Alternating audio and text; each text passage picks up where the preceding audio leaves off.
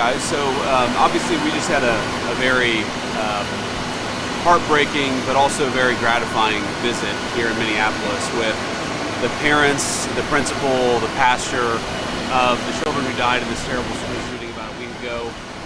It was obviously a very sad moment, but also in a lot of ways a very rewarding moment that these parents opened up their lives, opened up their hearts. They told me about their kids, they told me about their families, they told me about the community supporting them. And that was just an amazing thing to see, an amazing thing to witness, an amazing thing to get to be a part of. There are a few things that I take away from this. The first is, as the parents themselves told me, why do we talk so much about the brutal maniac who shot up this school and not enough about the innocent children who lost their lives and were full of life and were people with hopes and dreams in their own right? I wish that we talked a lot more about Harper, who was a beautiful young girl. She had a beautiful smile, the kind of smile that would turn a bad day into a good one, and was very proud of the fact that she just had her first communion a couple of years ago. She was one of the children who lost her life.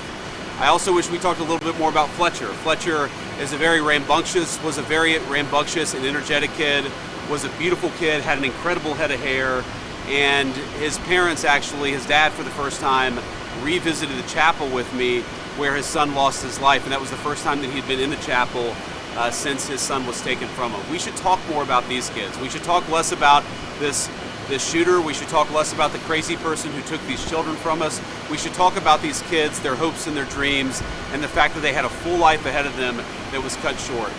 But I want to make just a few more comments, and then I'll take a couple of questions. So number one, I've had a lot of good days and a lot of interesting days, and a lot of things have happened to me since I've become the Vice President of the United States.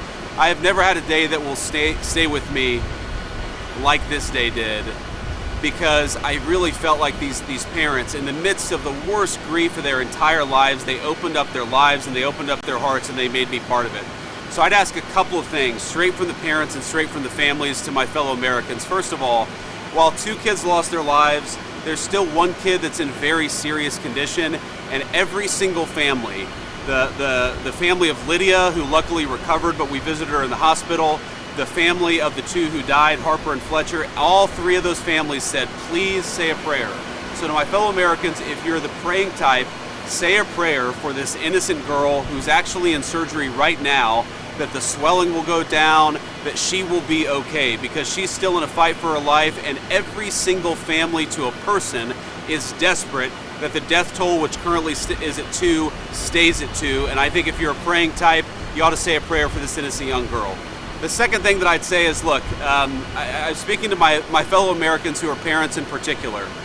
There is nothing that you can say that can take away the grief that these parents are dealing with. There is no word that can possibly describe the feeling or the emotion or the heartbreak.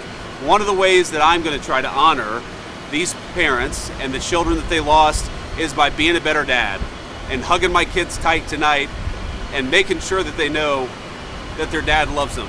Because there are 2 families who are not going to get that opportunity ever again. And if you do have kids, if you're lucky enough to have a son or a daughter, make sure that they know that they love you. Make sure that you hug your kids tight, because there are families in Minneapolis who won't be able to do that ever again. So with that, I'll take a couple questions. Sir, Governor Walz said that he was going to call a special legislative session to consider potentially new gun laws. What would you like to see state lawmakers do? What action would you like them to take? Well, I saw that news and I talked a little bit about that with the families today. Look, I'm not going to tell the Minnesota lawmakers or the governor exactly how they should respond to this tragedy. I think that there's a strong desire from across the political spectrum to do something so that these shootings are less common. I think that it's important that they actually take steps that are durable, that are going to work. But besides that, I'm not an expert in Minnesota law. I won't pretend to be. I would just say take the concerns of these parents seriously. I think all of us, Democrat, Republican, and Independent, want these school shootings to happen less frequently. Hopefully there's some steps that we can take to make that happen. Mr. Vice President, I know that the parents want us to honor the lives of their children, and can we do that while we look into the root cause of some of these shooters? For example, this shooter was emulating the Nashville shooter, who also identified as transgender and who also targeted Christian kids. What can we learn from that, and should we be investigating people who are experiencing gender dysphoria and or exhibiting signs that they might be targeting kids? Well, certainly we should be investigating people who are planning on targeting kids, and I think that one of the unfortunate lessons of this particular shooting is that this person who showed clear signs of derangement slipped through the cracks. And I actually talked with the families about this. I talked with the principal and the pastor about this. There is broad recognition, and it's interesting. Every single parent I spoke to wants something to happen. Every single parent I talked to, we didn't talk a lot about politics as such, but I get the sense they came from a wide diversity of political perspectives. But every single one of them, they were rational, reasonable people despite their grief. And I can't imagine what I would be like in this moment of heartbreak.